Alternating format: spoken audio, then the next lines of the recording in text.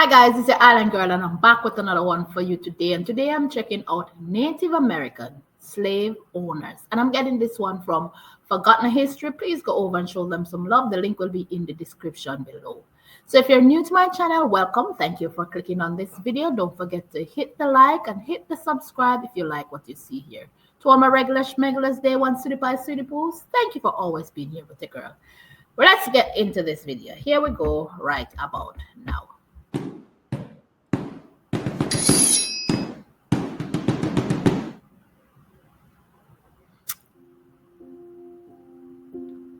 Slavery is as old as civilization. Yep. Every culture and society practiced it, and were also victims of it. The North American Indians were no different. Various tribes enslaved other tribes, usually through raids and after battles, capturing their quarry. This included men, women, and children. Native Americans also captured whites and also had black slaves from the colonial period until the end of the Civil War. How common was Native American enslavement? Were there any major differences between Indian slave owners and other ethnic slave owners? Which tribes were the most notorious for enslaving others? Hello, I'm Colin Heaton, a veteran of the United States Army and Marine Corps, former history professor, book author, and welcome to this episode of Forgotten History.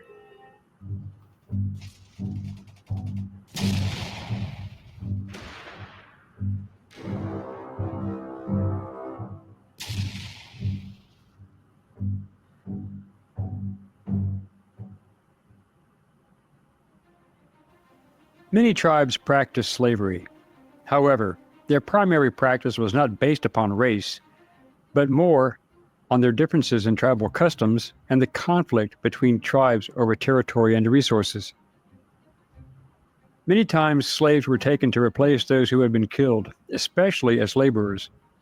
Children who were orphaned were usually brought up within the tribe as their own, without distinction. Okay. This was also true of white captives, such as the famous story of Comanche chief Quanah Parker's mother.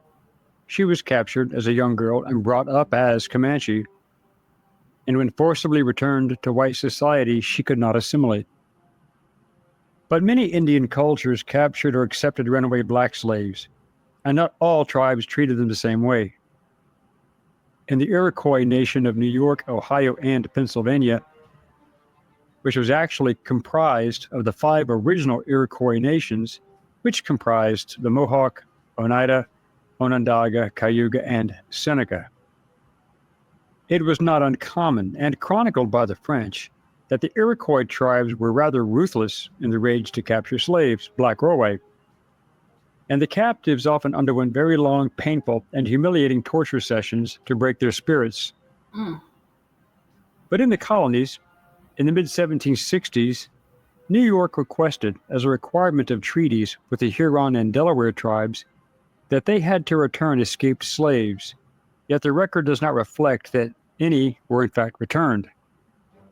In fact, those that we call the 5 civilized tribes in the southeast United States, which were actually given that name due to their adoption of many European cultural values, to include centralized forms of representative government, conversion to Christianity, education and literacy, intermarriage with whites, and of course their participation in the ownership of black slaves. Oh.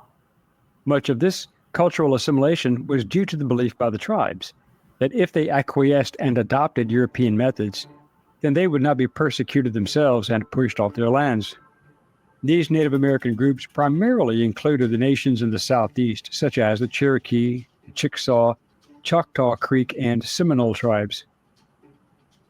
Ironically, only the Chickasaw and Choctaw failed to free all of the people they held in captivity until 1866, after the Civil War, when the federal government had to step in.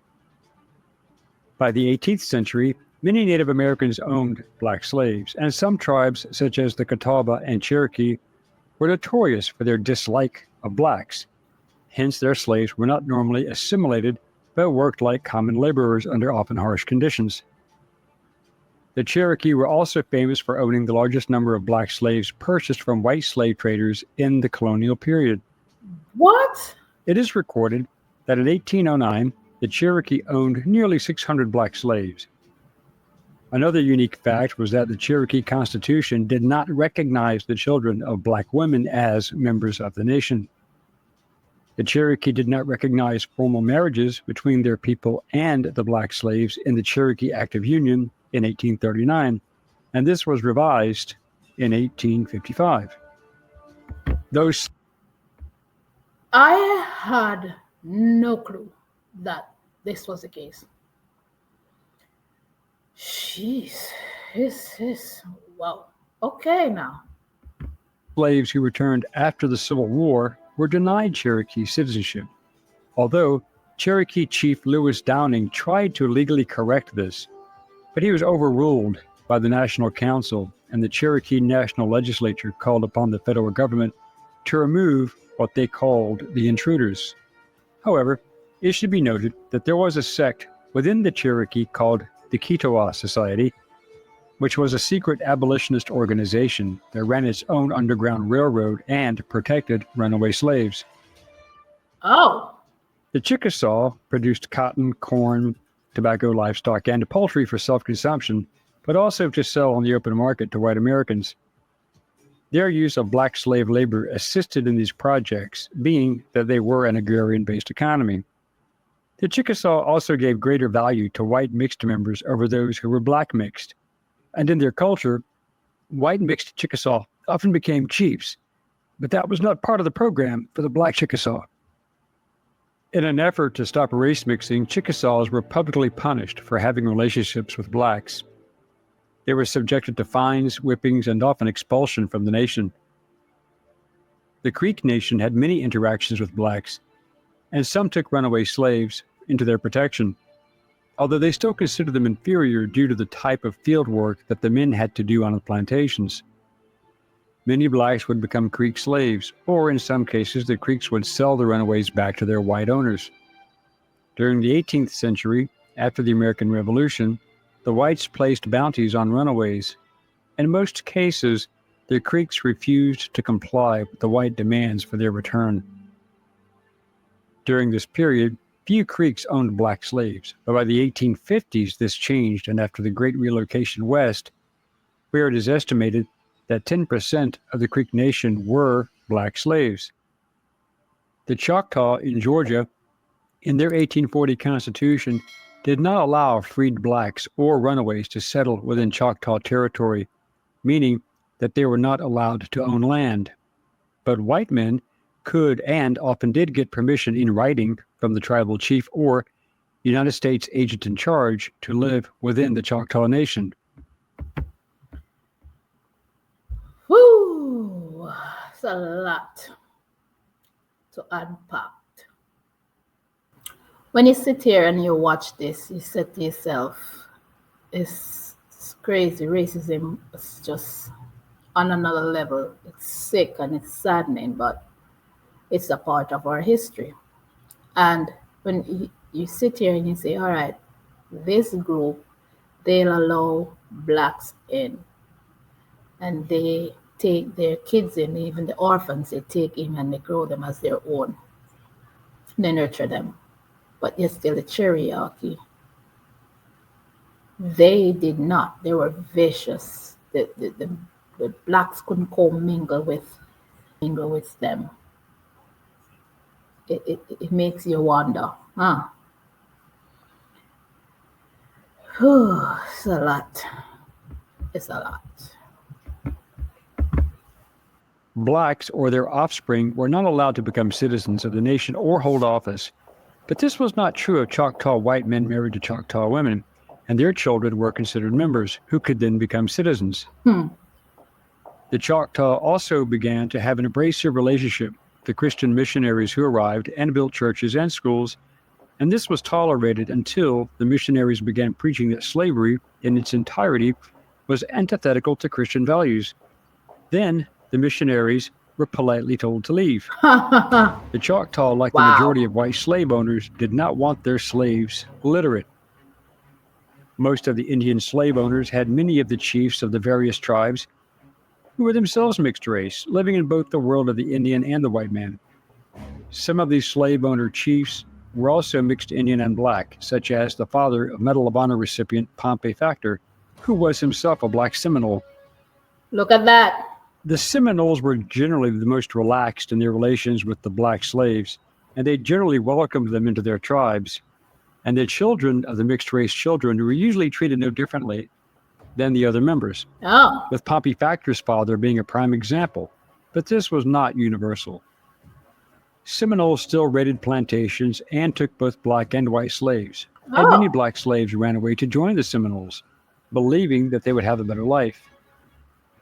This was true until the end of the First Seminole War, after which the practice became too risky and the black runaways were often returned to avoid retribution from their white owners. General Thomas Jessup believed that if there was a second Seminole War, the entire southern region could explode into open rebellion, with black slaves revolting against their owners in alliance with the Seminole and possibly other tribes. During the conclusion of that Second Seminole War, these tribes took their black slaves with them along the way to Indian Territory in present-day Oklahoma when they were removed from the American Southeast by the U.S. government. Pompey Factor's family removed west from Florida, and after the government forced relocation of the tribes, they ended up in Arkansas. Many were relocated in Arkansas. Some, like Factor's family, even went to Texas. Many of these Indians still owned their slaves, even as they were themselves being pushed onto reservations. The Seminoles were then thrown onto Creek lands, who were already there, and as the Creek practiced chattel slavery, some Seminole thought that was a great idea, while the majority did not. Regardless, the Creek and other tribes raided Seminole properties to steal their slaves. It was these actions that saw Factor's family and others escape into Mexico, where slavery was illegal. It was this push westward that carried chattel slavery into the frontier, setting the stage for future political conflict that would become problematic with the approaching Civil War pitting slave states against non-slave states. However, it has been documented that in many cases, blacks held as slaves by Indians fared much better and lived a better life than blacks owned by the majority of white masters. But then there were the tribes that did not own slaves of any kind, let alone blacks, who gave runaways sanctuary and made them part of their tribes. Some whites disapproved of the lenient treatment given to the blacks by their Indian benefactors and owners. The great Black Order, Frederick Douglass, stated in 1850, "The slave finds more of the milk of human kindness in the bosom of the savage Indian than in the heart of his Christian master." Wow. One government official, a white Indian agent named Douglas Cooper, was somewhat disturbed by the relaxed, lenient, and almost equal treatment of blacks held by some Indian tribes, that he suggested to these tribes that they should invite white men in to teach them the proper method of handling the Negroes. I wonder It why. is known that some Native American women bought male slaves, then freed them, married them, and then their children were born free according to the laws in the 18th century. Wow. As one may imagine, this practice was somewhat frowned upon by many in the slaveholding states later. The practice of Native American slavery was as diverse as it was common among their contemporaries. Some tribes had laws and councils that adjudicated the status of black slaves and even white slaves. The treatment of black slaves among their Native American owners was just as diverse when compared to whites, depending upon the tribe in question. But it is irrefutable that Native Americans, while not in their majority, were deeply involved in the black slave trade in varying degrees. Thank you for watching Forgotten History. Please click like, subscribe, and share. Send us comments and show ideas, and we will get back to you as soon as possible. Until next time.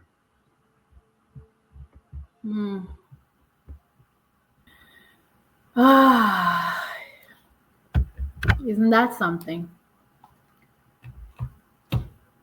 The truth is, slavery is wrong on all levels, but we can't ignore the fact that it happened and it's a part of our history.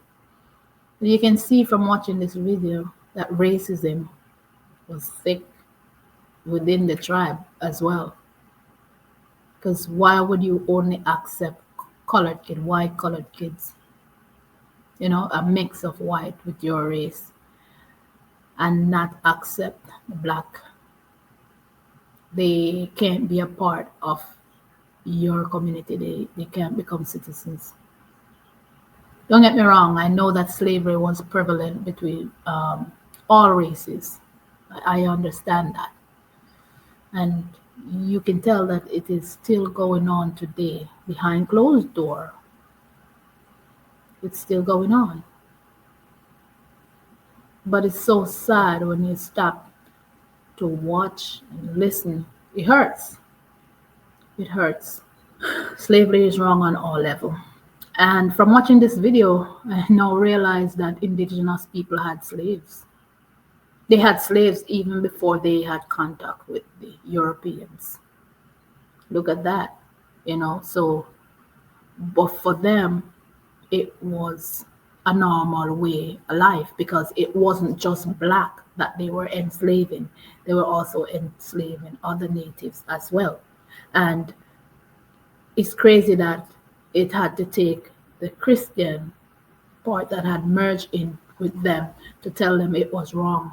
And they politely asked them to leave because that was what they were used to. That was their way of life. And they didn't want anybody else to come in and disrupt that. I wish we could stamp out slavery altogether, whichever form it is in. I just wish and hope that it will be that way, but I can be hopeful. Yeah. I've learned so much from this video. It's sad that stuff like this is not being taught in school. It's not. This is sad on every level when you think about it. Thank you for watching this one with me, guys. Let me know your thoughts in the comment section. Like I said, I've learned and will continue to learn about history. I am not bitter because it happened. It's a part of history that we wish didn't happen, but it did.